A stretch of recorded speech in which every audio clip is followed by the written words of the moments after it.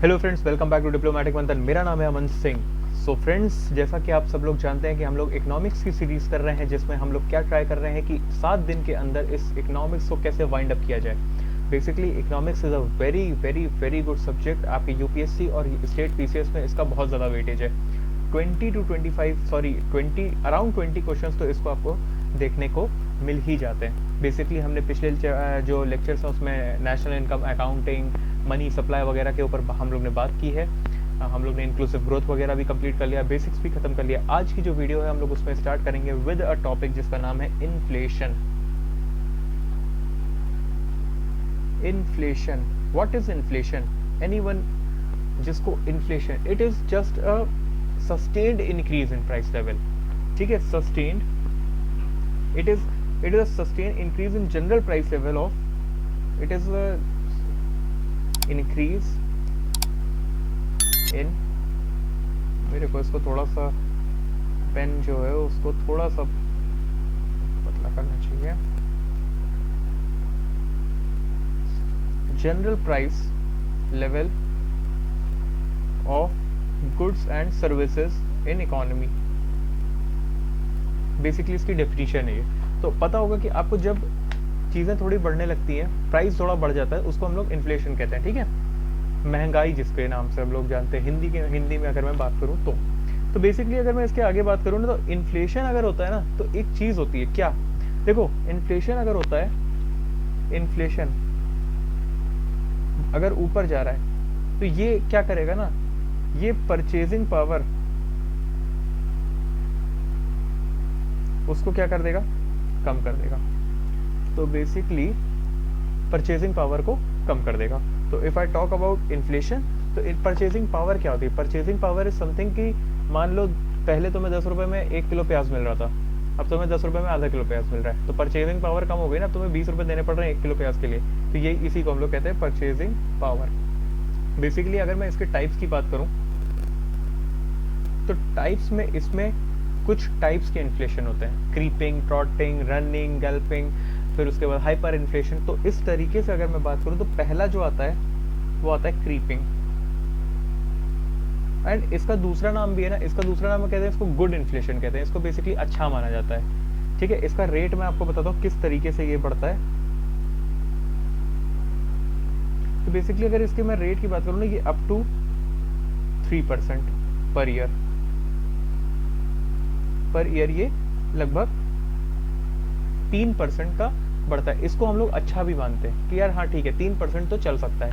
ठीक है, अब उसी के बाद अगर मैं बात करूं कि देखो अच्छा क्या, महंगाई, थोड़ी थोड़ी महंगाई तो बढ़नी भी चाहिए ना, थोड़ी बहुत महंगाई तो बढ़ती है तो वो बेटर ही होता है ना अपने लिए।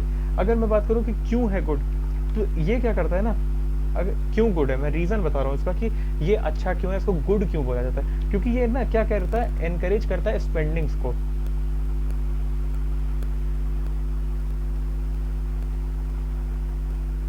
encourages spendings। फिर उसके बाद ये एक और चीज करता है, स्टिमुलेट करता है, स्टिमुलेट्स इन्वेस्टमेंट, इन्वेस्टमेंट को ये स्टिमुलेट करता है। अगर मैं इसके बात करूं ना, तो it helps in reducing date,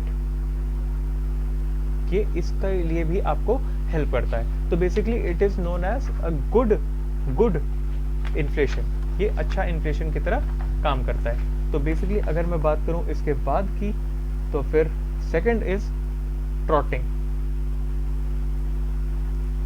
TROTTING। अब ये क्या होता है, मैं अभी आपको लाइन बाय लाइन सारी चीजें बताता हूँ, पहले लिख देता हूँ। फिर होता है running,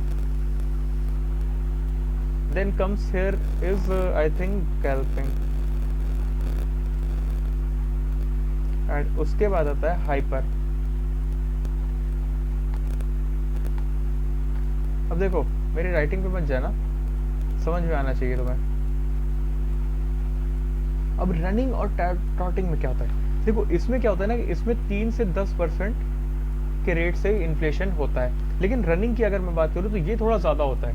basically it is 10 to 20% inflation. अगर 10 to 20% के रेट से इन्फ्लेशन हो रहा है तो इसको हम लोग क्या कहेंगे, रनिंग इन्फ्लेशन। कैल्पिंग में तो और थोड़ा ज़्यादा हो जाता है, लगभग 100%। 20 से 100% तक का अगर इन्फ्लेशन जा रहा है तो इट इज़ रनिंग इन्फ्लेशन। और हाइपर इन्फ्लेशन अगर जा रहा है उसकी तो बात ही बहुत निराली है, इट इज़ अप टू 1000%। लगभग लगभग सब इतनी तेज से प्राइस, 1 रुपये का है वो 1000 का है, अगले दिन नेक्स्ट डे वो 1000 रुपीज़ का। तो इसको हाइपर इन्फ्लेशन के नाम से हम लोग जानते हैं और सबसे ज़्यादा खराब इसी को माना जाता है। तो अगर मैं बात करूं, ये आपने इन्फ्लेशन के टाइप समझ लिए, इससे ज़्यादा समझाने वाला और कुछ नहीं है। And this is the revision video, तो आपको पता होना चाहिए कितना परसेंट का गैप लगभग होता है। तो अगर मैं बात करूं इसके बाद की, तो मैंने आपसे कल बात की थी डिमांड पुल और demand cost push inflation, right. तो उसके बारे में मैं बात करने वाला हूँ। It is basically a mismatch between demand and supply. If there is a mismatch between demand and supply, तो क्या होगा अगर ये होगा, ये भाई कैसा मोड़ रहा है, तो अगर कुछ ऐसा होता है तो पहला जो आता है वो आता है demand pull inflation, demand pull inflation. और दूसरा जो आता है वो आता है कॉस्ट पुश इन्फ्लेशन।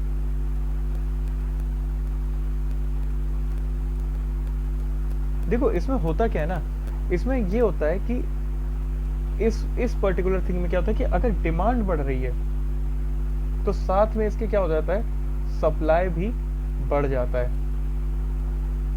और कॉस्ट पुश में क्या होता है कि देखो कॉस्ट पुश में क्या होता है कि फैक्टर कॉस्ट बढ़ जाता है, फैक्टर कॉस्ट की वजह से इन्फ्लेशन आता है। जैसे मान लीजिए, जो मैं फैक्टर कॉस्ट की कल मैंने बात की थी ना, रेंट बढ़ गया कहीं का, अब कुछ इंग्रेडिएंट्स जो आप डाल रहे हो, आपके होटल के जो डिशेस बनाते हो उसमें जो इंग्रेडिएंट्स डाल रहे हो वो महंगे हो, मसाले आपके महंगे हो गए, तो आपकी जाहिर सी बात है डिश भी महंगी होगी ना। तो बेसिकली फैक्टर कॉस्ट अगर बढ़ गया तो प्राइस बढ़ जाएगा। तो this is known as cost push inflation, right. तो ये एक मिसमैच अगर होता है डिमांड सप्लाई में, तो बेसिकली इसको ऐसे ही देखा जाता है, demand pull and cost push के द्वारा। अगर मार्केट इक्विलिब्रियम की हम लोग ने बात करें तो हम लोग ने कल मार्केट इक्विलिब्रियम की बात कर ली थी।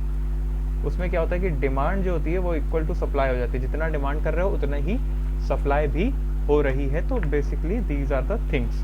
अगर मैं बात करूं कि डिमांड पुल, ये मैं डिमांड पुल पढ़ा रहा था आपको अभी, तो डिमांड पुल का रीजन क्या है, तो मैं ऐसे ही रिस्पेक्टिवली मान लेना इसको, मैं जो लिख रहा हूँ, reasons for demand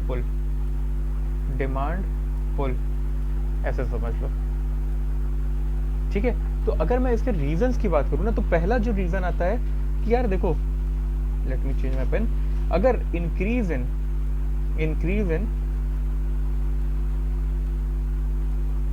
consumer demand, एक अगर कंज्यूमर की डिमांड बढ़ रही है तो उसमें, अरे demand for goods and services तो बढ़ेगी यार, गुड्स एंड सर्विसेज, ये तो एक नॉर्मल सा चीज़ है, कमेंट ना करो ऐसी चीज़ें, ठीक है। बेसिकली अगर आप पढ़ रहे हो ना तो उस चीज़ को ध्यान में रखो कि जो टेक्निक मैं अगर ऐसे आपको बैठ के पढ़ा रहा हूँ तो रिमेंबर वन थिंग, ये चीज़ें ना इतनी ईजिली नहीं हो पाएंगी। अगर आप पेपर निकालने के लिए बैठो तो you have to be serious and behave like one, behave like a serious candidate. अगर आप इस चीज़ को सीरियसली ले रहे हो तो उस चीज़ से करो, क्योंकि you are preparing not for some normal exams. ये आपके बोर्ड का एग्जाम नहीं है कि यार आपने बैठा रात भर में रट्टा मार के चले गए। इट इज़ अ पेपर जो एक कंसिस्टेंसी, एक सीरियसनेस मांगता है। तो आई वुड एक्सपेक्ट यू कि आप उस तरीके से इस चीज़ को लोगे और ऐसे जो कमेंट्स हैं इस चीज़ को अवॉइड करोगे।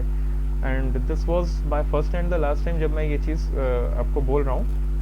So basically YouTube community, this is my online class going on, जिसको मैं रिकॉर्ड करके आपको डाल रहा हूँ। तो ये जो मेरे पास स्टूडेंट्स हैं मैं उनको पढ़ा रहा हूँ साथ में, तो मैं इनसे बात कर रहा हूँ बेसिकली अभी। तो आई होप आप लोग समझ सकते हो कि ये चीज़ों को, ये पेपर जिस तरीके का सीरियस है उस तरीके से आपको भी अपने आप को ढालना होगा। जिस दिन से आपने प्रिपरेशन की उस दिन से आप सिविल सर्वेंट की तरह बिहेव करना शुरू कर दो, बिकॉज आपका पर्सनैलिटी टेस्ट तो होना ही होना है एट द एंड, राइट। तो बेसिकली हम लोग रीज़न पे आ रहे थे। तो increase in consumers demand for goods and services, या कुछ एक्सपेंशनरी पॉलिसी या फिजिकल पॉलिसीज आ गई है ना, कुछ ऐसी आ गई जिससे क्या किया, गवर्नमेंट की जो स्पेंडिंग है वो बढ़ गई। राइट, गवर्नमेंट की स्पेंडिंग बढ़ गई, तो उस वजह से भी हो सकता है। फिर क्रेडिट अवेलेबिलिटी हो गई सबके पास, क्रेडिट अवेलेबिलिटी सबके पास हो गई लगभग, ठीक है। अगर क्रेडिट अवेलेबिलिटी सबके पास हो गई है तो ये भी चीज़ें दिखाएगा कि हमारा डिमांड बढ़ेगा, है ना। अरे यार क्रेडिट बढ़ रहा है तो डिमांड भी तो लोगों का बढ़ेगा, राइट। तो बेसिकली इस चीज़ को भी देख सकते हो आप। और अगर मैं बात करूँ ग्रोथ इन पॉपुलेशन, भाई पॉपुलेशन बढ़ रही है तो भी डिमांड बढ़ेगी और उसकी वजह से इन्फ्लेशन बढ़ेगा, राइट। तो दीज आर द थिंग्स जिसके ऊपर हम लोग बात कर रहे थे, ये कुछ इनके तरीके। अगर मैं बात करूँ रीजंस फॉर कॉस्ट पुश, तो वो मैंने आपको बताया था, पहला जो होता है कि फैक्टर कॉस्ट का, जो प्रोडक्शन कॉस्ट होती है, फैक्टर कॉस्ट होते हैं उनका प्राइस बढ़ जाना या प्रोडक्शन कॉस्ट बढ़ जाना। प्रोडक्शन कॉस्ट जो होती है वो क्या हो जाती है, बढ़ जाती है, राइट। प्रोडक्शन कॉस्ट बढ़ जाना, या तो राइस इन एनर्जी प्राइसेस या इनपुट प्राइसेस, इनपुट कॉस्ट। यही चीज़ें मैं आपको बता रहा हूँ कि फैक्टर कॉस्ट अगर बढ़ रहे हैं तो ये सारी चीज़ें आपको देखने के लिए मिल सकता है। बेसिकली इसमें एक और चीज़, अगर गवर्नमेंट की बात करें तो टैक्स लगा दिया गवर्नमेंट ने, टैक्स अगर लग गया है तो टैक्स भी जो होगा उसका कहीं ना कहीं, अभी आप देख सकते हो कि न्यूज़ में आ रहा है आईफोन के जो रेट्स हैं वो बढ़ गए। तो क्या किया कंपनी ने, सीधे कंज्यूमर्स पे ही तो डाल दिया पूरा बर्डन। तो दिस इज द थिंग जिसके ऊपर हम लोग बात कर रहे हैं, ठीक है। तो सप्लाई चेन में, अगर मान लीजिए सप्लाई चेन में कुछ दिक्कत आ गई, सप्लाई चेन में कोई प्रॉब्लम आ गई, ठीक है, कोई कहीं की रोड थी वहाँ फ्लड आ गया, वहाँ से सप्लाई नहीं हो पा रही चिप्स की, तो basically these are the some reason जिसकी वजह से cost push and demand pull inflation होता है, राइट। तो इसके ऊपर हम लोग ने रीजंस के बारे में सारी चीज़ों को जान लिया है, किस तरीके से ये चीज़ें चलती हैं। अगर अब मैं बात करूँ कि मेजर कैसे किया जाता है, अब नेक्स्ट टॉपिक पे चलते हैं जिसको हम लोग कहेंगे major of inflation. Measures of, अब कुछ एक तरीके होते हैं इनको मेजर करने के। Next topic we are going to start is measure of inflation. Basically इसमें सबसे पहला पॉइंट जो आता है वो आता है PPI, ठीक है, producers price index, producers price index. तो basically it is a measure of, it is measure कि कितना प्रोडक्शन हो रहा है, जो प्रोडक्शन हो रहा है ना उस टोटल प्रोडक्शन का जो प्राइस होगा उसको हम लोग जब कैलकुलेट करेंगे तो इसको क्या कहेंगे, PPI। क्या कहेंगे, PPI। होलसेल लेवल की मैं बात कर रहा हूँ, production measure of price by that producer charges, ठीक है, that producer charges for their product at wholesale level. तो it is a measure of price, कौन चार्ज करता है, प्रोड्यूसर चार्जेस, किस चीज के लिए, अपने प्रोडक्ट के लिए, किस लेवल पे, होलसेल लेवल पे, ठीक है, ठीक है। और ये चीज तभी चार्ज होती है बिफोर, इसमें एक कैच है कि before the product reach consumer, मतलब कंज्यूमर के पास पहुंचने से पहले की बात हो रही है ये, ठीक है। इसको हम लोग क्या कहते हैं, PPI, producer price index. Basically इसमें हम लोग क्या करते हैं कि total revenue from selling the goods, total revenue from selling goods at current price और अपॉन यही सेम चीज एट बेस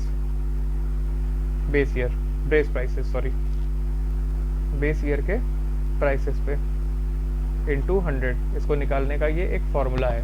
तो दीज आर द थिंग जिससे आप ये निकाल सकते हो। अब इसी के बाद दूसरा जो चीज आता है वो आता है ना wholesale price index.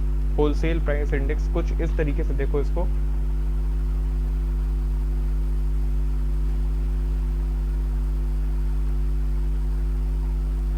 It is a general average change, मतलब एक एवरेज चेंज होता है ना price level of goods and services that are traded at a wholesale market, ठीक है। Average change, average change in average level, sorry average price level, है ना, of goods and services traded in wholesale market, wholesale market. अब इसको अगर मैं बात करूं कौन कैलकुलेट करता है, तो यार देखो office of economic, office of adviser होता है, ठीक है, ऑफिस ऑफ इकोनॉमिक एडवाइजर। कौन सी अथॉरिटी है इसमें? एडवाइजर। और ये किसके अंदर आता है? Ministry of commerce and ministry of commerce and industry. तो ये हो गई आपकी जो WPI होती है। अगर मैं बात करूँ इसमें कुछ गुड्स हैं, तो प्राइमरी जो होता है, प्राइमरी फ्यूल और ये सब चीजें जो है, देखो बेसिकली ना ये थोड़ा सा इसमें कुछ आइटम्स है, लाइक शायद 697 आइटम्स है, उसमें प्राइमरी आइटम जो होते हैं वो 22.62% इसको अवेल करते हैं। बेसिकली ये आपके इतना इंपॉर्टेंट नहीं है, बट हाँ फिर भी फ्यूल एंड पावर जो होता है ना, वो लगभग 13% के आसपास का आपको वेट करता है। और मैन्युफैक्चर जो प्रोडक्ट्स होते हैं वो 64.23%, क्योंकि यार देखो ये होलसेल लेवल पे है ना, तो मैन्युफैक्चर MFG प्रोडक्ट्स, ठीक है। बेसिकली ये जो चीज़ें हैं इस तरीके से आपका WPI काम करता है। WPI कुछ इसी तरीके से आपका काम करता है। अब एक आता है CPI। अब CPI क्या होता है? CPI is consumer price index. इसमें क्या होता है ना, CPI जैसे WPI में क्या था, WPI में था कि change in average price level of goods and services traded in wholesale level. अब इसमें क्या है? चेंज इन प्राइस लेवल, ठीक है, जो कंज्यूमर क्या कर रहा है, पे कर रहा है। मान लो पहले आपका महीने का खर्चा जो था वो 5,000 रुपए में पूरा हो जाता था, अब वही खर्चा जो है आपका 10,000 में पूरा होता है। चेंज हो गया ना 5,000 का, 5,000 का चेंज आ गया ना आपके में। तो इससे पता चल गया ना कि कैसे हमने क्या मेजर किया, आपने कैसे पता किया 5,000 का क्या है, ये इन्फ्लेशन ही तो है, राइट। तो इस तरीके से आपने पता कर लिया कि हाँ भाई इतना इन्फ्लेशन चल रहा है, मेरा पहले 5,000 में होता था, अब वो 10,000 ले रहा है। तो बेसिकली इसको इस तरीके से भी किया जा सकता है। ये एक मैंने मोटा मोटा एग्जाम्पल आपको दिया है। Basically cost of goods and services एक करंट ईयर में, फिर बेस ईयर में। जैसे यही मैंने बोला, मान लीजिए 2020 में आप रूम लेके रहते थे और आप 5,000 रुपये देते थे, अब 2025 में आ गए, आपने रूम लिया, वही चीज़ 10,000 दिया, तो 5 साल में वो कितना, लगभग 5,000 का इन्फ्लेशन। कैसे कैलकुलेट हुआ? चेंज इन प्राइस, देखो जो प्राइस चल रहा था किस लेवल पे, करंट का अपॉन बेस का इनटू 100 करके हम लोग इस चीज़ को कैलकुलेट कर सकते हैं। Basically these are the thing. GDP deflator के बारे में हम लोग ने बात कर ली थी, क्या होता है वो GDP डिप्लेटर, जिससे हम लोग क्या पता करते हैं, nominal GDP upon real GDP into 100 पता करते हैं कि कैसा GDP अपना चल रहा है। अगर मैं बात करता हूँ अब इन्फ्लेशन की, तो इन्फ्लेशन में एक और चीज़ है इफेक्ट्स। इसके इफेक्ट क्या होंगे? अगर इसके इफेक्ट्स की बात करते हैं तो सबसे पहला जो इफेक्ट आएगा, कि मैंने आपको सबसे पहली स्लाइड में बताया था कि परचेजिंग पावर रिड्यूस हो जाएगी, परचेजिंग पावर जो है वो रिड्यूस हो जाएगी। फिर अगर मैं बात करूँ तो प्रोडक्शन कॉस्ट बढ़ जाएगी, ठीक है। प्रोडक्शन कॉस्ट के साथ साथ एक जो रीडिस्ट्रीब्यूशन ऑफ वेल्थ होता है ना,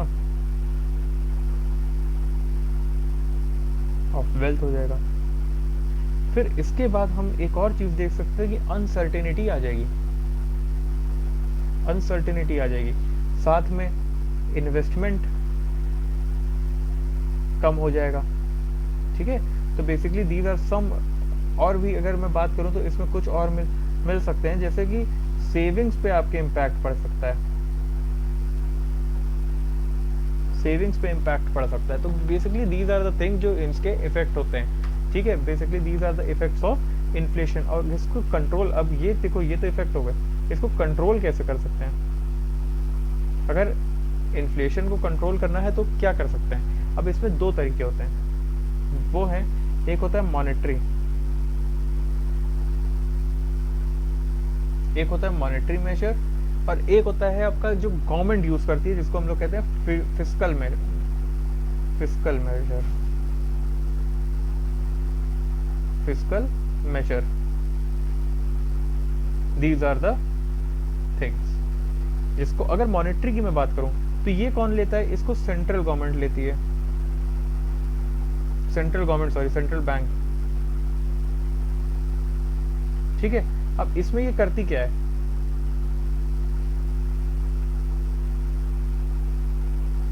और इसकी मैं बात करूं तो इसमें क्या ना, इंटरेस्ट रेट जो होता है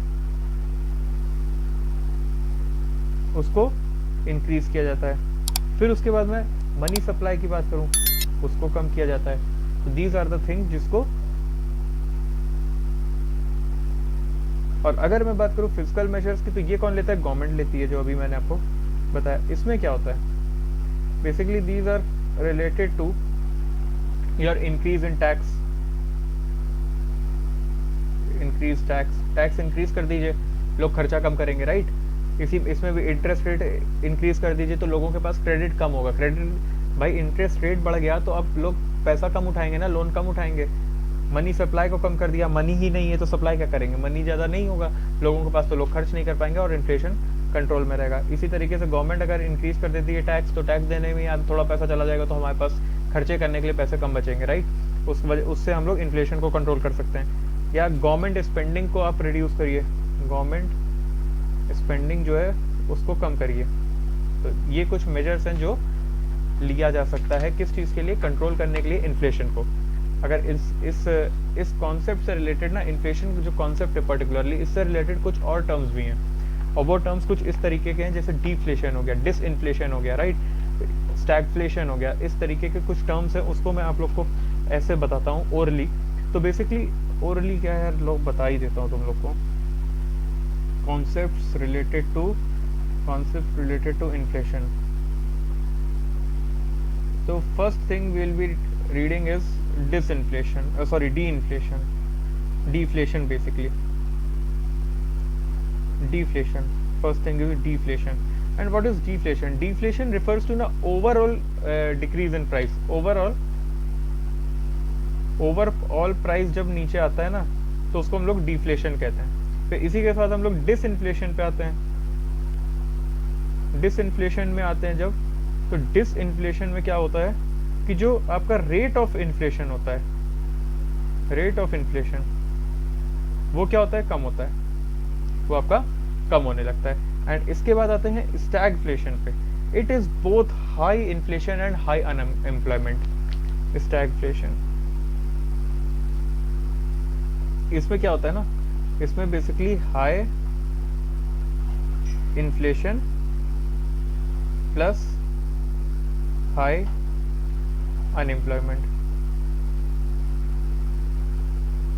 इस तरीके से ये सारी चीजें हो सकती हैं कि भाई इन्फ्लेशन भी बढ़ा हुआ है एंड अनएम्प्लॉयमेंट भी बढ़ा हुआ है, एक तरीके से दोनों। अब रीफ्लेशन क्या होता है, reflation as its name suggest, जैसा इसका नाम है आपको कुछ ऐसा ही इसका काम भी मिलेगा।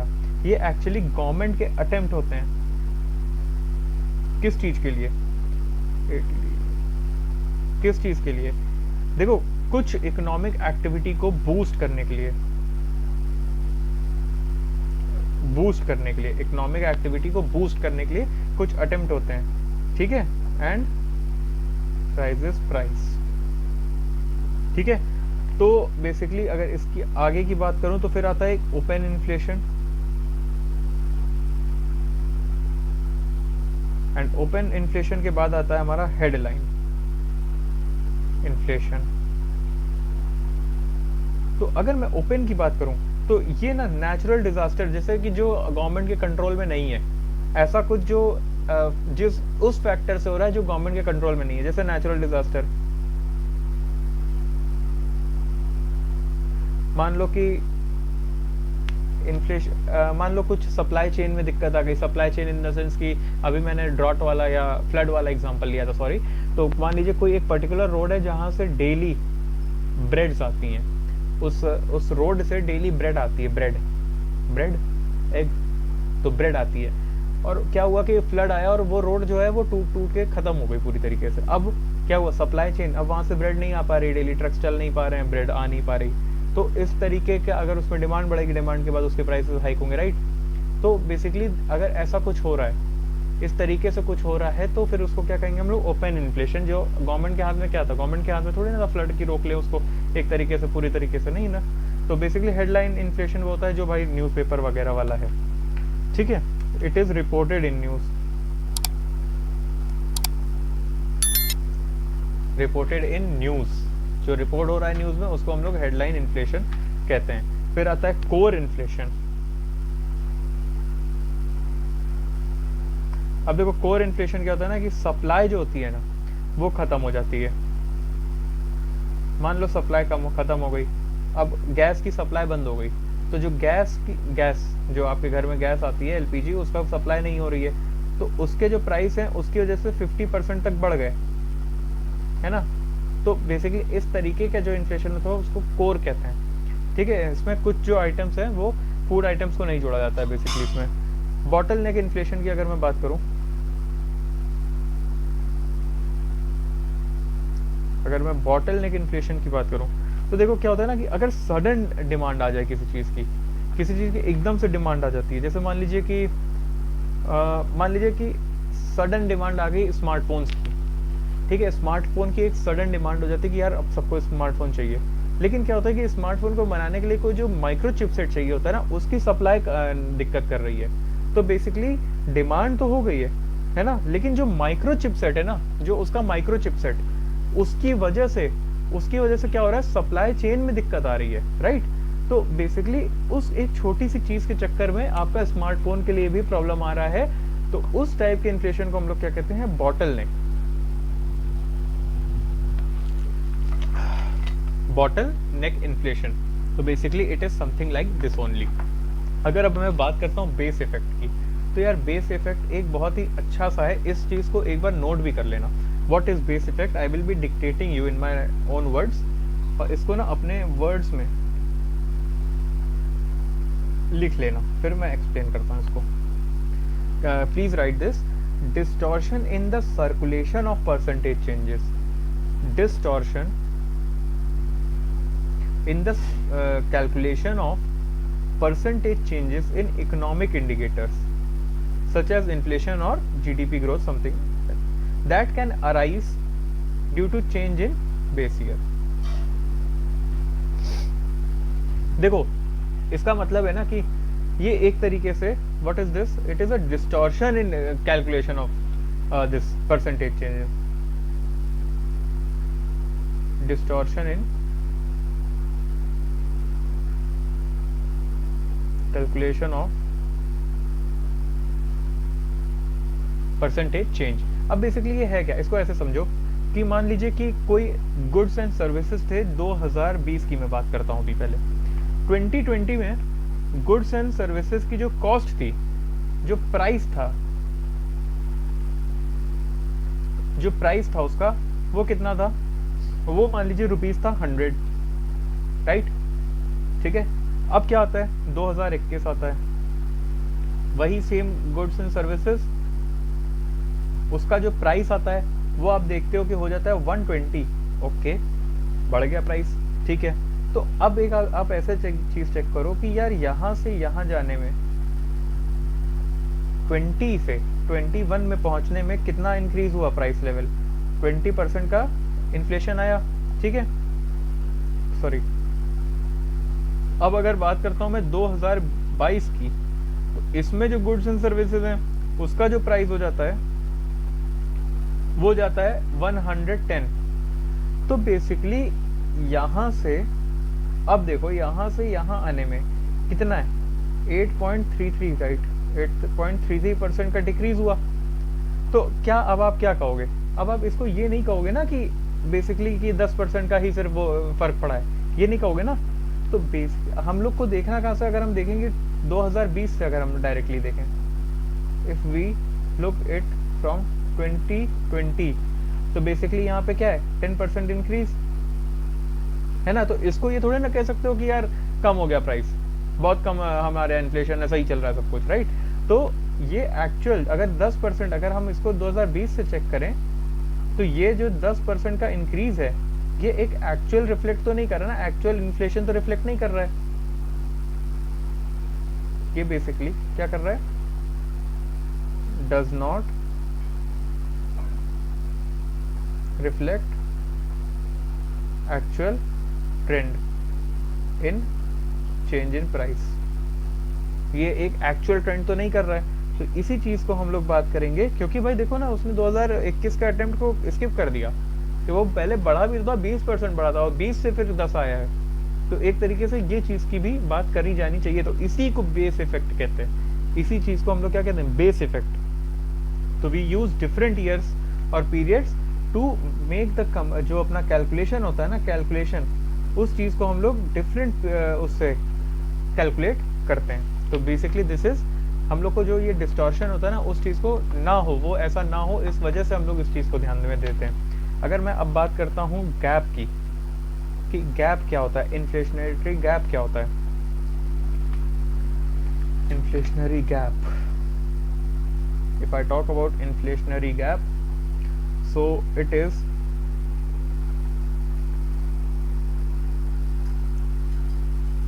something कि देखो, it is a situation, देखो मान लो कि जैसे कोई एक फेस्टिवल आता है, ठीक है, फेस्टिवल आता है, सप्लाई उतनी ही है किसी भी चीज़ की। एग्जांपल लेते हैं कि, एग्जांपल लेते हैं दीपावली, दीपावली आई, एक दिए वाले के पास सप्लाई उतनी ही है, पर्टिकुलर सप्लाई है कि मेरे पास डेली 100 दिए आते हैं।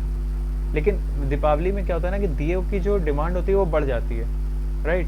तो उस डिमांड के बढ़ने की वजह से, उसकी वजह से क्या दिया वाला क्या सोचता है कि यार मेरे पास सप्लाई तो उतनी है, सप्लाई मेरे पास उतनी ही है, 100 दिए ही है मेरे पास पर डे बेचने के लिए, लेकिन लोगों की डिमांड बहुत आ रही है, मेरे पास कस्टमर बढ़ गया है। तो अब कस्टमर अगर बढ़ गया है ना, तो मैं क्या कर सकता हूँ, मैं सबसे अपने मुंह मांगा दाम मांग सकता हूँ। तो उसने 1 रुपए का एक दिया देता था पहले, अब उसने क्या किया, 10 रुपए का एक दिया रख दिया, और फिर भी लोग आके ले रहे हैं, बिकॉज सप्लाई तो सबके पास ही उतनी है ना, सप्लाई तो उतनी नहीं बढ़ी। तो कहीं ना कहीं डिमांड ज्यादा होने की वजह से प्राइस भी इंक्रीज हुआ, ठीक है। तो प्रोडक्शन कैपेसिटी तो उतनी ही है, लेकिन सप्लाई क्या होती है, प्रोडक्शन कैपेसिटी सेम है, लेकिन इसकी वजह से प्रोडक्शन कैपेसिटी इज सेम, लेकिन इसकी वजह से प्राइस जो है ना वो इंक्रीज हो जाता। अब मान लो कि प्रोडक्शन कैपेसिटी भी बढ़ जाती, प्रोडक्शन कैपेसिटी भी बढ़ जाती, तो सबके पास यार ऑप्शन बहुत हो जाते, हर दूसरी दुकान पे दिया मिल रहा है, तुमसे नहीं लेंगे तो तुमसे लेंगे, राइट। तो इस तरीके से देखा जाए तो यहाँ पे इस चीज, इस गैप को जो हम लोग कहते हैं ना, उसको हम लोग क्या कहते हैं, इन्फ्लेशनरी गैप। और इसी के साथ साथ एक और कॉन्सेप्ट आता है हमारा, इन्फ्लेशनरी गैप है तो डिफ्लेशनरी गैप भी होगा।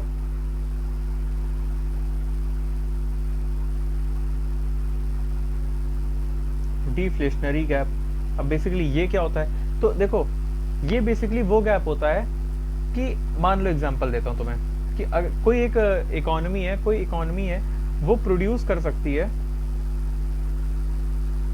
1000 units of some good and services. मान लो कि ब्रेड, 1000 ब्रेड के पैकेट वो प्रोड्यूस कर सकती है। कोई कंपनी है जिसके पास कैपेबिलिटी है, उसके पास मशीन है कि वो 1000 ब्रेड का, जो ब्रेड के पैकेट्स होते हैं उसको वो बना सकते हैं एक दिन में, ठीक है। लेकिन अब क्या होता है ना, कि उस कंपनी को पता है कि यार मेरे पास तो सिर्फ 900 यूनिट, मतलब 900 पैकेट बनाने का ही पैसा पड़ा है, मतलब मेरे पास इतना ही आटा या मैदा है जिससे मैं सिर्फ 900 पैकेट बना सकता हूँ। तो इस जो गैप को हम लोग कहेंगे ना, इसके पास है कितना, 900 यूनिट का पैसा, या जो भी आप कह लो, आटा या वगैरह जो भी हो। तो इस गैप को, जो 100 यूनिट है इसमें जो गैप में रह गई, मतलब वो प्रोड्यूस तो कर सकता था लेकिन वो कर नहीं पाया। और क्यों नहीं कर पाया, बिकॉज ये चीज उसके पास रिसोर्सेज कम थे, राइट। तो उस गैप को हम लोग क्या कहते हैं, डिफ्लेशनरी। प्रोड्यूसिंग तो है, वो कर तो सकता है लेकिन कर नहीं पाया, उसके रीजन है ये। अब एक बहुत ही इंपॉर्टेंट कर्व आता है, फिलिप्स कर्व। बेसिकली वो एक ग्राफिकल रिप्रेजेंटेशन है किस चीज के, relationship between unemployment and inflation, कि जो अनएम्प्लॉयमेंट है वो इन्फ्लेशन से कैसे रिलेटेड है। तो ये जो ग्राफ है ना, ये कुछ इस प्रकार से होता है, मेरा माफ करना, ये ऐसे सीधे बना नहीं है, कुछ इस प्रकार से होता है। अगर मैं बात करूं तो इस प्रकार से कुछ चलता है। यहाँ पे हमारे एक्स एक्सिस पे रहती है अनएम्प्लॉयमेंट, और इस पे हमारा रहता है इन्फ्लेशन। इन्फ्लेशन। ठीक है, तो बेसिकली देखो होता क्या है, अब इस चीज को आप लोग को थोड़ा सा क्लियरली समझना पड़ेगा। Inflation is inversely proportional to unemployment. अब इस चीज को देखो कैसे, तो होता क्या है कि देखो अनएम्प्लॉयमेंट अगर कम हुआ, अनएम्प्लॉयमेंट अगर कम होता है, देखो मैं अनएम्प्लॉयमेंट को सिर्फ यू लिख रहा हूं, अगर अनएम्प्लॉयमेंट कम होता है तो क्या होगा, डिमांड। अरे भाई अनएम्प्लॉयमेंट कम होने का मतलब लोग ज्यादा काम कर रहे हैं, लोगों के पास जॉब है, ठीक है, कंफ्यूज मत होना इस चीज में। अनएम्प्लॉयमेंट मतलब कि लोगों के पास काम है। तो अब क्या होगा, अगर लोगों के सब लोग काम कर रहे हो तो भाई फिर क्या होगा, डिमांड ऑफ वर्कर ही तो बढ़ेगी, डिमांड ऑफ वर्कर इंक्रीजेस। और इसकी वजह से क्या होता है, जब demand of worker will increase, it will eventually lead to, जो एम्प्लॉयर्स होंगे वो क्या करेंगे, कॉम्पिटिटिव सैलरी देंगे, सैलरी जो होगी वो बढ़ा के देंगे, भाई अच्छी खासी सैलरी देंगे ना। और इसके बाद देखो इसमें ये तो अच्छी चीज हो गई कि सैलरी भी ज्यादा मिल रही है, लेकिन अब एक और चीज देखिए कि अगर अनएम्प्लॉयमेंट जो है वो बहुत ज्यादा है, लोगों के पास जॉब वॉब नहीं है, तो एक जॉब के लिए 100 आदमी खड़ा है, राइट। तो अगर एक जॉब के लिए, एक पर्टिकुलर पोस्ट के लिए, एक पर्टिकुलर पोस्ट के लिए 100 लोग हैं मेरे पास काम करने के लिए, तो उसमें मैं किसको जॉब दूंगा, जो सबसे कम पैसा मांग करेगा। मान लो इसने, मेरे पास 5 लोग हैं, इसने बोला 50,000, इसने बोला 40,000, इसने बोला 10,000, इसने बोला 30, इसने बोला 20, किसको जॉब मिलेगी, इसी को मिलेगी ना। तो basically this is the thing, इसमें कॉम्पिटिटिव सैलरी नहीं देती, कोई भी सैलरी दे दो उसी में लोग आदमी काम कर लेगा। तो basically this graph represents this only, ठीक है। इस तरीके से आप देखो इन्फ्लेशन बढ़ रहा है तो देख सकते हो आप ये चीजें किस तरीके से वर्क कर रही, अनएम्प्लॉयमेंट कम है, ठीक है, अनएम्प्लॉयमेंट कम है तो इन्फ्लेशन बढ़ रहा है, आप ये भी कह सकते हो। तो दिस इज द थिंग। अब अगर मैं बात करूं बिजनेस साइकिल की, तो कुछ बिजनेस साइकिल्स होती हैं जैसे एक्सपेंशन, पीक, कॉन्ट्रैक्शन। तो basically it is a graphical representation होता है। उस चीज को मैं इतना जोर दे के नहीं पढ़ाना चाहूंगा, मैं सिर्फ आपका रिवीजन उस चीज को इस तरीके से करवाऊंगा कि देखो एक तरीके का ये होता है ग्राफ, ठीक है, और ये कुछ इस तरीके से जाता है जिसमें कि यहाँ पे, ठीक है, ये कुछ चीजें होती हैं, इसको हम लोग कहते हैं पीक, इसको पीक कहेंगे। इसको हम लोग, जब ये देखो नीचे आ रही इकोनॉमी तो क्या कहते हैं, रिसेशन। फिर उसके बाद ये तो एरिया जो आ गया,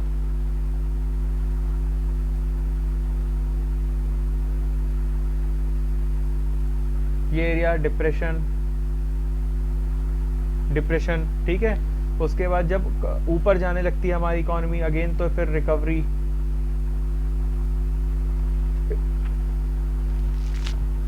कर्व, फिर उसके बाद इसमें ऊपर आते ही expansion. Basically this is the graphical representation of business cycle. कुछ तरीके के इसमें जो आपके वो होते जैसे जेड शेप, इकोनॉमिक रिकवरी किस तरीके की होती है, जैसे जेड शेप, देखो मैं कहा वी शेप होती है, इस तरीके से जाती है और फिर वी बना के ऐसे, इसको हम लोग क्या कहते हैं, वी शेप कहते हैं। कोविड-19 में पहले तो डिप खाया था, लेकिन फिर एकदम से ऊपर जाके चीजें ठीक हो गई, टचवुड। फिर उसके बाद आती है यू शेप। यू शेप में क्या होता है, यू शेप में कुछ इस तरीके से ही होता है, लेकिन ऐसे कुछ इस तरीके से जाती है इकोनॉमी हमारी, ठीक है। तो बेसिकली क्या होता है, 2008 के फाइनेंशियल क्राइसिस में जो प्रोलॉन्ग्ड हमारा डाउनटर्न था ना, वो इसी की वजह से था, इसी के उसमें हमें ये देखने के लिए मिला था। अगर मैं बात करूं swoosh, तो फिर ये कुछ इस तरीके से जाती है। बेसिकली इसमें क्या होता है, इसमें होता है कि इकोनॉमी जो होती है वो स्लोली इंप्रूव करती है, बट सर्टेन जो सेक्टर्स होते हैं वो क्या करते हैं, वो चैलेंजेस फेस कर ही रहे होते हैं, स्लोली इंप्रूव कर रही होती है। लेकिन कुछ सेक्टर्स जो होते हैं वो क्या करते हैं, प्रॉब्लम फेस कर रहे ही होते हैं। फिर जेड आती है, जेड कुछ इस तरह से, ठीक है। तो z में क्या होता है कि मल्टीपल अप्स एंड डाउन्स होता है, तो हमें z देखने के लिए मिलता है। फिर डबल डिप रिसेशन का इसको हम लोग नाम देते हैं, and this will go like this, then again this. भाई देखो एक बार तो नीचे गया हमारा इकोनॉमी, लेकिन फिर जैसे ही हम लोग इंप्रूव कर रहे थे, क्या वो एकदम से झटके से फिर से चला गया। तो this is the double dip, double dip basically this is thing. और एक आती है हमारी जो कभी ऊपर जाती ही नहीं है, ये तो मोस्ट चैलेंजिंग है, इट फेल्स टू, मतलब फेल हो जाता है हम लोग, सारी पॉलिसी वगैरह सब कुछ फेल हो जाती है, तो हमारा कुछ इस तरीके से क्रिएट होता है। तो basically with this we have completed our inflation. अब हम लोग बात करने वाले हैं मॉनेटरी पॉलिसी की। तो यार देखो monetary policy is also very easy chapter, it is having मेरे हिसाब से 20 मिनट्स आई गेस लेने वाला है ये, 20 to 25 मिनट्स। मॉनेटरी पॉलिसी, तो अब बेसिकली मॉनेटरी पॉलिसी क्या होती है, किस तरीके से हम लोग, रिजर्व बैंक जो है वो कैसे आगे चीजों को काम करती है, मॉनेटरी पॉलिसी टूल्स रेगुलेट करती है, मनी सप्लाई रेगुलेट करती है, हम उसके बारे में बात करने वाले हैं। तो अगर मैं क्लासिफाई करूं इस मॉनेटरी पॉलिसी को, तो basically it has been classified in two things, जैसे एक एक्सपेंशनरी और दूसरा क्या होता है कॉन्ट्रैक्शनरी।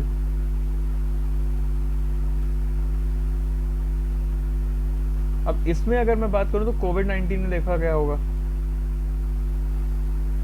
कोविड-19 में आपने इस चीज को देखा होगा कि लो कर दिया क्या, इंटरेस्ट रेट, लो इंटरेस्ट रेट हो गया था। ठीक है, तो ये जब ये एक तरीके से की जाती है कि इकोनॉमिक ग्रोथ को हम लोग बढ़ाएं। इकोनॉमिक ग्रोथ हम लोग बढ़ाते हैं किस तरीके से, मनी सप्लाई को इंक्रीज करके, फिर इंटरेस्ट को कम करके। तो basically these are the expansionary. इसमें हम लोग क्या कहते हैं, इकोनॉमिक ग्रोथ को हम लोग चाहते हैं कि थोड़ा यार रोक दो,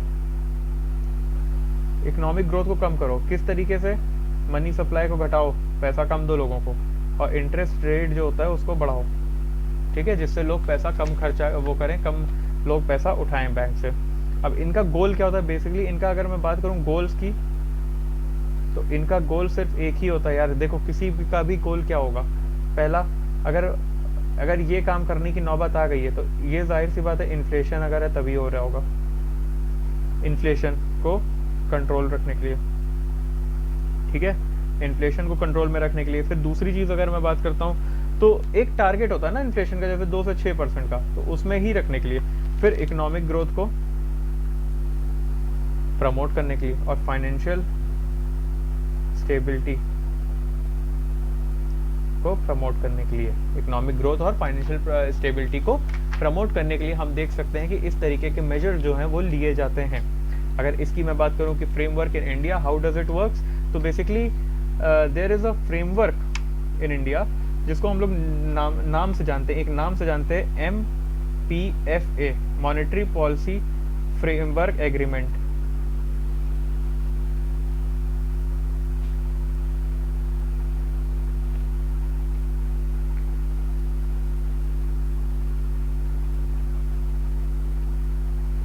मेरे राइटिंग के लिए I am really sorry, and आज ना मैं थोड़ा ज़्यादा एग्जॉस्ट भी हूँ, इस वजह से मैं उतनी एनर्जी से आपको नहीं पढ़ा पा रहा हूँ, बट डेफिनेटली मुझे ये लेक्चर अपलोड भी करना था, आप लोग को देना भी था, तो I am really sorry for this.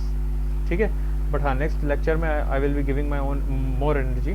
तो बेसिकली अगर मैं इसकी बात करूँ ना, ये क्या है ना, ये it is an agreement between government and central bank, between government and, और इसका ऑब्जेक्टिव क्या है, अगर ऑब्जेक्टिव की मैं बात करता हूं तो भाई प्राइस स्टेबिलिटी को मेंटेन रखना,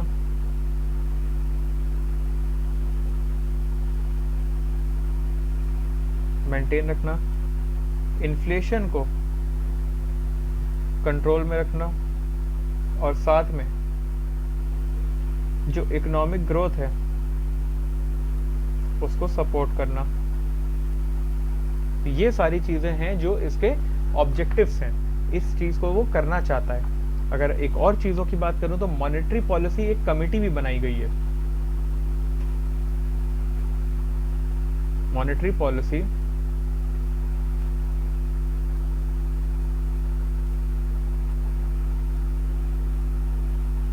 मॉनेटरी पॉलिसी कमेटी की अगर मैं बात करूं तो देखो ये आरबीआई एक्ट 2016 के माध्यम से बनाई गई है और इसमें बेसिकली 6 मेंबर्स होते हैं, 6 मेंबर कमेटी है ये।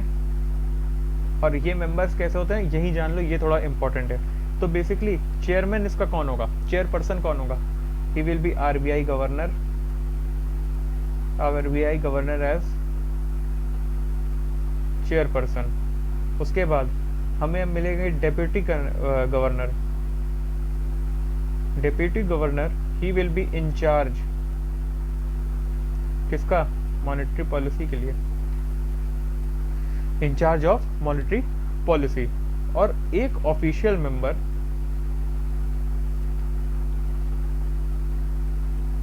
आरबीआई बोर्ड के द्वारा नॉमिनेट किया गया। अब इसके अलावा देखो ये तो 3 हो गए, अब 3 जो मेंबर होंगे ना वो गवर्नमेंट की तरफ से होंगे, 3 मेंबर रिप्रेजेंटिंग गवर्नमेंट, तो हो गए ना 6 लोग। और ये इनका टेन्योर क्या होता है, 4 साल में ये लोग एक्सटर्नल मेंबर जो होते हैं ये 4 इयर्स का अपना ऑफिस लेते हैं, इसके बाद इनको हटाया जाता है। फिर मेजोरिटी वोट का अगर आता है और मेजोरिटी के तहत इसका डिसीजन लिया जाता है। अगर मेजोरिटी टाई हो जाता है, टाई के केस में, अगर टाई के केस में TIE के केस में जो गवर्नर होते हैं उनका जो फैसला होता है वो मान्य रहता है। तो बेसिकली दिस इज समथिंग जो कि अभी हम लोग देख रहे हैं। तो ये हमारा मॉनेटरी पॉलिसी की कमेटी का हो गया। अब देखो मॉनेटरी पॉलिसी जो होती है ना वो 2 चीज़ों में होती है। जैसे एक होता है क्वालिटेटिव, वो डायरेक्टली इन्फ्लुएंस करता है क्वांटिटी को, है ना, क्वांटिटी ऑफ मनी को और क्रेडिट वगैरह को डायरेक्टली करता है। एक होता है qualitative. If I talk about this तो it is quantitative and qualitative. अगर मैं बात करूं क्वांटिटेटिव तो इसमें कुछ चीज़ों को पढ़ने वाला है, जैसे CRR SLR, है ना। तो इस तरीके से क्वांटिटेटिव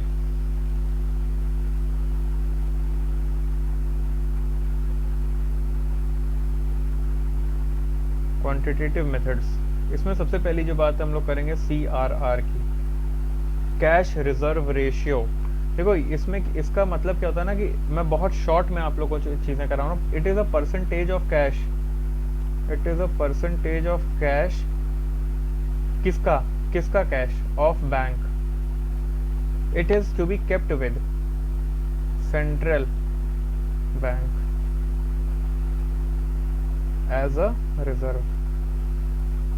तो बेसिकली ये एक परसेंटेज होता है कैश का, इसको हम लोग सेंट्रल बैंक के पास रखते हैं। किस चीज के लिए, प्रिवेंट करने के लिए, बैंक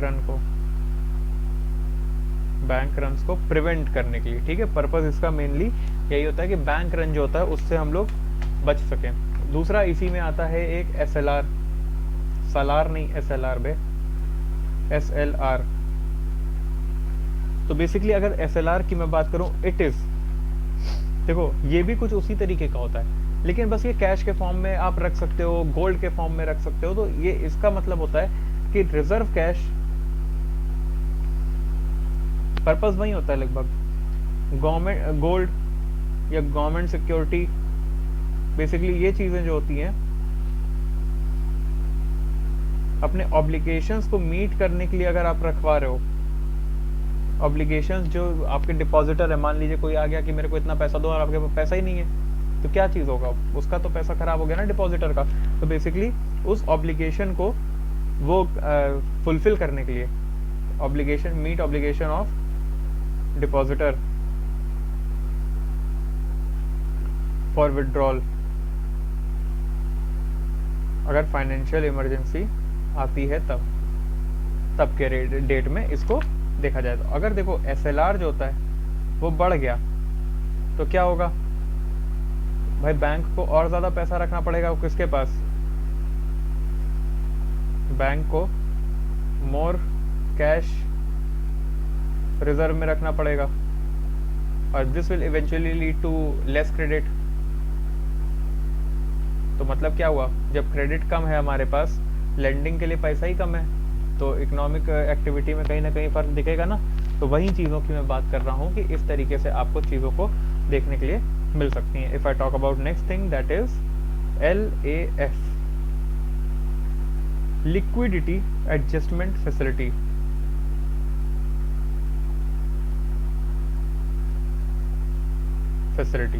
देखो यार, मेरी राइटिंग पे मत जाना, मैं बार बार कह रहा हूँ। अब इसमें क्या होता है ना, इसमें देखो बैंक जो होती है, देखो अगर कुछ भी लिक्विडिटी हो जाती है, जैसे मान लीजिए कि रेपो रेट जो होता है, रेपो रेट तो एक रीपरचेज ऑफ एग्रीमेंट के लिए यूज होता है, शॉर्ट टर्म के लिए होता है, राइट। लेकिन अगर क्या होता है कि अगर मान लीजिए कि रेपो रेट बढ़ गया है ना, ऐसे आप समझिए, मैं आपको इस चीज के माध्यम से समझाता हूँ कि tools used by Reserve Bank of India to manage the liquidity या availability of money in the banking system. It is a tool. ये किसको कौन यूज करता है? आरबीआई यूज करती है। किस चीज के लिए? जो लिक्विडिटी होती है ना, या अवेलेबिलिटी ऑफ मनी, उसको मैनेज करने के लिए जो यूज करती है, बेसिकली उसको हम लोग क्या कहते हैं? LAF facility. Bank can approach RBI and offer some of its government security as a collateral. तो बेसिकली ये एक शॉर्ट टर्म बोरोइंग के तहत ये कर सकते हैं। तो अब ये आपका आई गेस सब कंप्लीट ही हो गया, LAF। And the next thing is reverse repo rate. Okay, repo rate के बारे में आपको पता है? Reverse repo rate is something like, reverse repo rate is the interest rate at which RBI borrows money from commercial bank. ठीक है, basically क्या होता है, देखो रेपो रेट में क्या होता है? रेपो रेट में बैंक जो होता है वो पैसा लेता है आरबीआई से और बदले में क्या देता है? इंटरेस्ट। ठीक है, आरबीआई इसको पैसा देता है और बदले में ये इसको क्या देता है? इंटरेस्ट देता है। अब उल्टा हो गया, आरबीआई बैंक से पैसा उठाता है, ठीक है, पैसा उठाता है और ये बदले में इसको क्या देता है? इंटरेस्ट देता है। अब आप सोच रहे होगे कि यार आरबीआई को क्या जरूरत पड़ गई पैसा उठाने की? तो बेसिकली क्या होता है ना कि यार एक्सेस मनी जो होता है, एक्सेस मनी, तो उस चीज़ को थोड़ा सा मैनेज करने के लिए आरबीआई ऐसा करता है ना। एक्सेस लिक्विडिटी जब हो जाती है, जब बहुत ज़्यादा मनी सप्लाई हो जाता है, तो उसको कंट्रोल करने के लिए, उसकी वजह से जो इन्फ्लेशन हो रहा था उसको कंट्रोल करने के लिए ये चीज़ें की जाती हैं। इसी को हम लोग क्या कहते हैं? This is known as this particular reverse repo rate, RRR, not the movie but yes, इतना क्लियर हो गया होगा आपको। अब देखो आता है bank rate. If I talk about bank rate, तो इट इज लॉन्ग टर्म। देखो रेपो रेट छोटे टर्म के लिए होता है, शॉर्ट टर्म के लिए होता है, लेकिन बैंक रेट लंबे समय के लिए। मान लीजिए कोई ऐसी टाइम लॉन्ग टर्म लोन्स अगर ले रहा है कोई बैंक, तो उसको हम लोग क्या कहेंगे? Long term. इसको हम लोग इस चीज़ के लिए जानते हैं, बैंक रेट के नाम से जानते हैं। अगर मैं अब बात करता हूँ मार्जिनल स्टैंडिंग फैसिलिटी, तो बेसिकली इसमें क्या होता है? इमरजेंसी फंडिंग के लिए, ओवरनाइट अगर आपको चाहिए पैसा, बैंक को अगर ओवरनाइट पैसा चाहिए, मार्जिनल स्टैंडिंग फैसिलिटी, इसमें क्या होता है ना कि ओवरनाइट पैसा दे देता है। Financial emergency, temporary liquidity problem आ गई, कुछ चीज़ें आती हैं, तो basically in case it can borrow overnightly. Overnight अगर ये बोरो कर रहे हैं बैंक वाले, तो इसको हम लोग ये कहेंगे, और थोड़ा ज़्यादा भी होता है। ठीक है, तो डिफरेंस MSF स्प्रेड का क्या होता है कि अगर आप ले लो कि MSF रेट और रेपो रेट, इनका डिफरेंस निकाल दोगे तो आपको MSF स्प्रेड मिल जाएगा। तो दीज आर द थिंग। अब हम बात करेंगे स्टैंडिंग डिपॉजिट फैसिलिटी की। ठीक है, तो बेसिकली अब क्या होता है, देखिए मान लीजिए बैंक के पास बहुत ज़्यादा कैश आ गया, बहुत ज़्यादा पैसा आ गया बैंक के पास। अब बैंक क्या करे? यार अब अपने पास तो रखने का मन नहीं है, ठीक है, तो एक काम करिए, आप आरबीआई को दे दीजिए, आरबीआई इसके एवज में आपको कुछ ना कुछ दे देगा इंटरेस्ट। ठीक है, तो बेसिकली जब ऐसा होता है कि बैंक के पास ज़्यादा पैसा आ गया है और उसको रखने के लिए कोई जगह चाहिए, तो इस चीज़ में आरबीआई सामने आता है कि मेरे पास रखवा दो और मैं तुम्हारे पैसे को सेफ रखूंगा। ठीक है, तो बेसिकली इसको हम क्या कहते हैं? Standing deposit facility. बेसिकली वहाँ पे क्या किया जाता है कि रिस्क फ्री तरीके से आरबीआई के पास रखवा दिया जाता है। और last but not the least, some left is OMO, open market operations. It involves, देखो गवर्नमेंट सिक्योरिटीज जो होता है वो ओपन मार्केट में बेचा और खरीदा जाता है, उसी को हम लोग OMOs कहते हैं। अगर इस तरीके से मैं बात करता हूँ तो क्वांटिटेटिव वाली जितने भी मेथड थे उसका हम लोग ने आज समापन कर लिया है। अब we start with qualitative method. अगर क्वालिटेटिव की मेथड की मैं पहले बात करूँ तो सबसे पहला आता है क्रेडिट रेशनिंग। तो क्रेडिट मीन्स कि देखो क्या होता है कि it involves the setting of credit limit. मतलब ऐसे सोचो कि आपने क्या किया कि एक दिन आपने क्या किया, आपने अपना स्विगी अकाउंट खोला, आपने देखा कि यार मैंने कितना पैसा खर्च किया खाने पे, और आपके देख के आपके एकदम हालत खराब हो गई, होश उड़ गए कि यार मैंने एक महीने में 25,000 रुपये खर्च कर दिए, वो भी स्विगी से खाने पे, है ना। तो बेसिकली फिर आपने क्या किया, एक लिमिट लगा दी कि अब मैं खाने पे सिर्फ और सिर्फ 5,000 रुपये महीना खर्च करूंगा, वो भी बाहर का, ठीक है।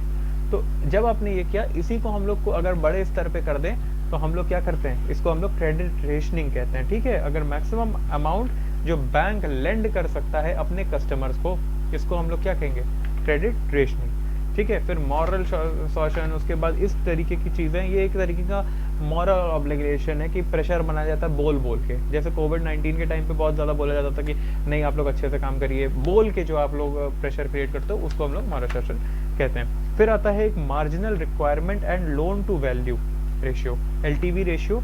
तो मार्जिनल रिक्वायरमेंट क्या होती है, it is basically a difference between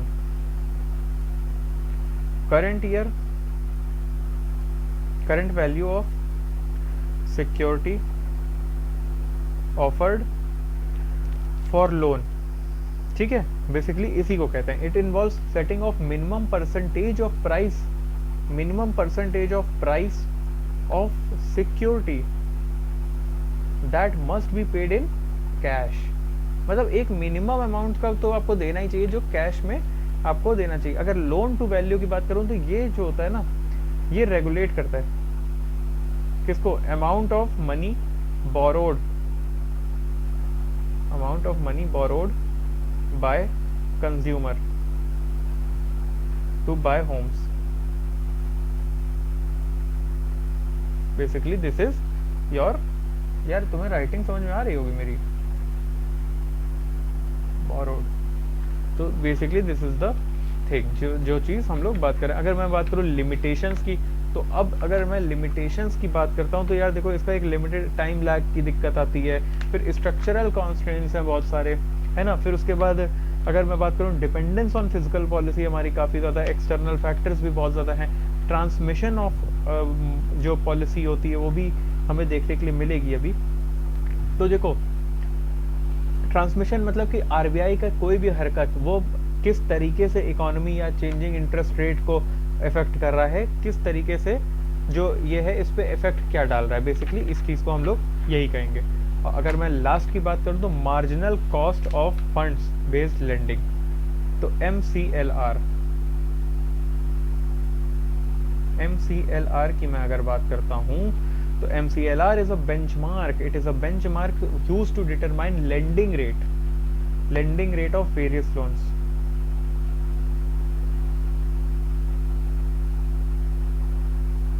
determine lending rate of various loans. तो एक्चुअल इंटरेस्ट जो होता है वो होता है MCLR प्लस SPRE स्प्रेड। मान लीजिए कि यहाँ पे आपका 7% लगता है और स्प्रेड आपका 0.5%, तो टोटल इंटरेस्ट जो होगा 7.5% का आपके ऊपर लग चुका है। बेसिकली ये जो हम लोग बात कर रहे थे, इसी के हम लोग बात कर रहे थे इकोनॉमिक्स के मॉनेटरी पॉलिसी। तो with this we have completed all the aspects of monetary policy. Hope आपको ये सारी चीज़ें समझ में आएंगे बहुत अच्छी तरीके से। अब हम लोग नेक्स्ट वीडियो में हम लोग बहुत ही जल्दी इसके आगे बढ़ने वाले हैं। We have completed many of the lectures, अभी तक हम लोग ने काफ़ी कुछ कंप्लीट कर लिया है, मॉनेटरी पॉलिसी भी कंप्लीट कर लिया। अब next lecture will be starting with public finances, taxation, फिर उसके बाद बैंकिंग सिस्टम, फाइनेंशियल मार्केट्स, और इस तरीके से हम लोग आगे बढ़ते चले जाएंगे। With this I will be ending my lecture here. Hope आपको ये बहुत अच्छे से समझ में आया होगा। तो please do like and subscribe my channel, and आप इसको शेयर करिए अपने फ्रेंड्स के साथ। जो हालांकि कंपटीशन है, I know you will be sharing कि नहीं, आई डोंट नो। मैं बहुत रियल बात कर रहा हूँ ये चीज़। Okay, so I will be ending my lecture here. Hope you all are learning this. आप लोग को ये समझ में आ रहा होगा। आप लोग 1 घंटा डेली दो and this will be helping you a lot. ये एक रिवीजन सीरीज है, तो आपको ये बहुत ज़्यादा काम आने वाली है। It will be helping you a lot. With this note I will be taking a leave, and all the best for your exams. Thank you.